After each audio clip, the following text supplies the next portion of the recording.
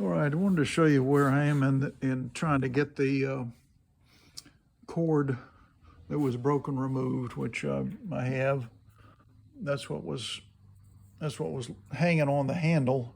I've now put the handle on my new cord, and you've got to put a little point on your new cord in order to thread it through. It can't be blunt, otherwise it won't go through there.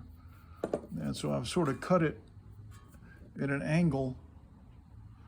If you notice, it's kind of at an angle, so it sort of has a point, because you have to thread it up through the bottom and then make a turn with it.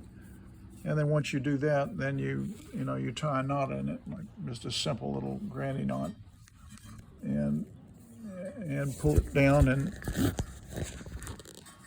into there's sort of a recessed area in there, and it sort of nests in there. There's a big open side, and then there's a more closed side on the other side. So you want the knot to go in on that open side. And on this one, you can see there's no 1, 2, 3, 4 squares, dots. There is 2 dots, so that's the open side on this handle. Okay? This is original Briggs and Stratton. So I've got that on there. The question is, I guess, how long is the cord? I'll show you how I do that. I do so many of these. I buy 100 yards of cord at a time, and I'll take it off the big spool. If you go to Walmart, they give you a little extra, or Home Depot or wherever. Wind it around your finger twice, like that. That accounts for the knots on both ends, the knot in the handle and the knot on the wheel. And then you come up here, and you're gonna run it up as far as you can reach, wrapped around twice. Okay, that's as far as I can reach, and the handle is just barely touching the ground. So I'm about 6 feet tall, so I'm thinking that's about 9 feet of cord. And if you have a foot or two left over, once the spring and everything sucks it back in, that's okay, because it's got to run at least 1 or 2 feet up the handle anyway. So don't worry about that. So let me put the phone down here, and we'll see if we can get this. See if we can get this string on here.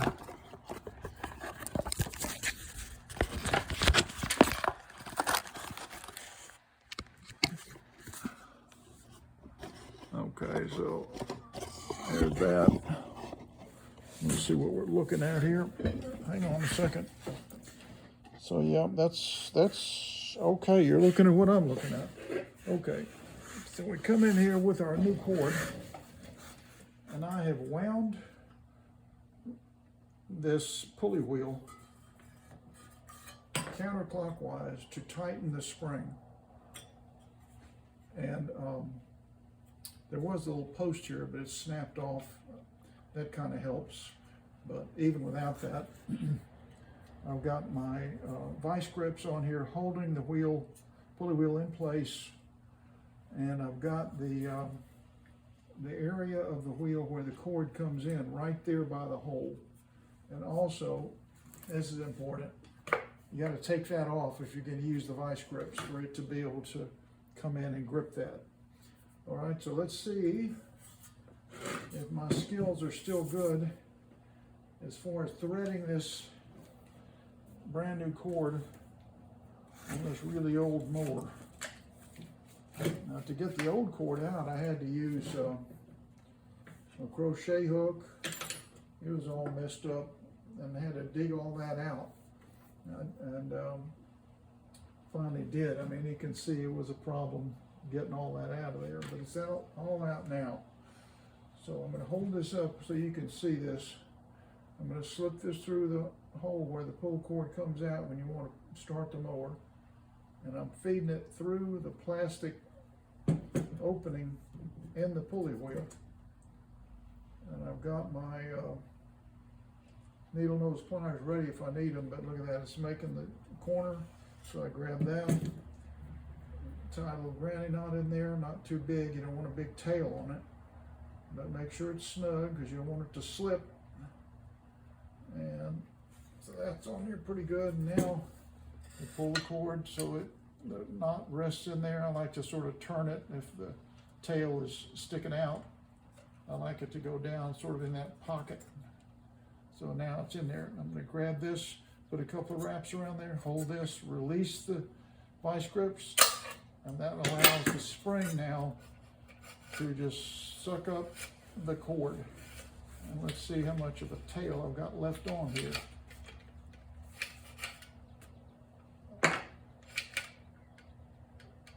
Yeah, it's wanting to pull it up, but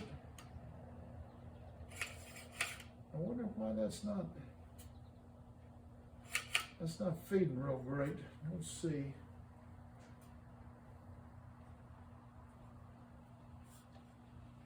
Let me pull this back out.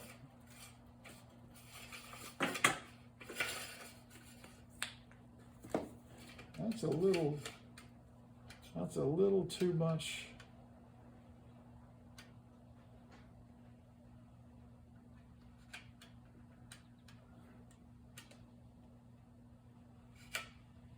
So it might help. It might see it's not really pulling up. And let me see if I can oil that spring with some WD-40 in that way. See if that might help a little bit. So I'll find the tab where the spring is. There's an opening, and squirt that right in there. This is around the spring, not the rope. Now let's see what happens now. That's a little better.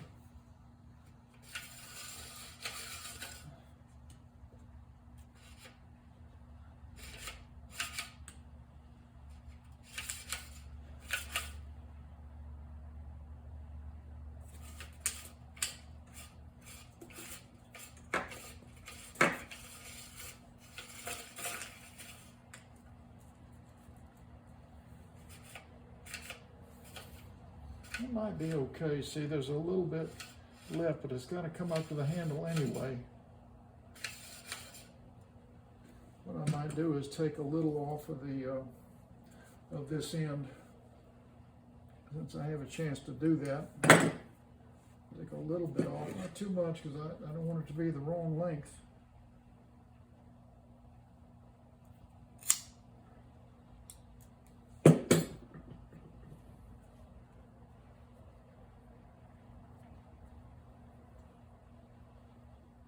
Take up a little of this slack, because I think I have plenty of rope.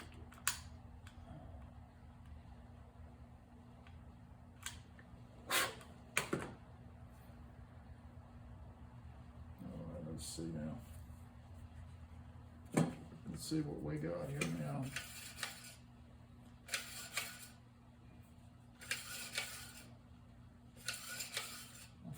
I think that might do the trick. So when you come back, I'll have this on the mower, and I will have checked some other things on it.